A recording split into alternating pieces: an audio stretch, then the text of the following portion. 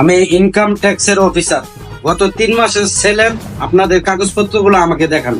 Sir সেলের হিসাব আচ্ছা দিচ্ছি না স্যার।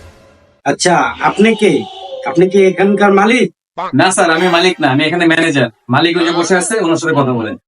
ও আচ্ছা, উনি মালিক? জি। হ্যালো, এক্সকিউজ মি, তাহলে আপনি এই প্রতিষ্ঠানটার মালিক?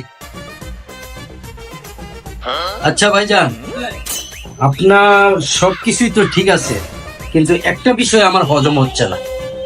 গত 3 মাসে কুত্তার খানা বাবক 3 লক্ষ টাকা আপনার খরচ। এই বিষয়টা আমার মাথায় ঢুকতেছে না। এই খরচের কি আপনার কাগজপত্র আপনার কাছে আছে? না স্যার, আমার কাছে তো কোনো ডকুমেন্টস নাই, কিন্তু আপনি যদি চান তাহলে আমরা কিছু আর্থিক লেনদেন করে এটা শেষ করে ফেলতে পারি। কথা মন্দ বলেন নাই। কোরবানি যা মাত্র গেল, 50,000 টাকা ধার নিয়ে কোরবানিটা দিছি। আপনি 50,000 টাকা আমাকে দেন, আমি এই ফাইল একদম ক্লোজ করে দিচ্ছি। আপনি ওখানে যান, হৃদয় সাড়ে 50,000 টাকা দাও, আর খাতায় লিখে রাখো আরো 50,000 টাকার খাবার কুত্তাই খাইছে।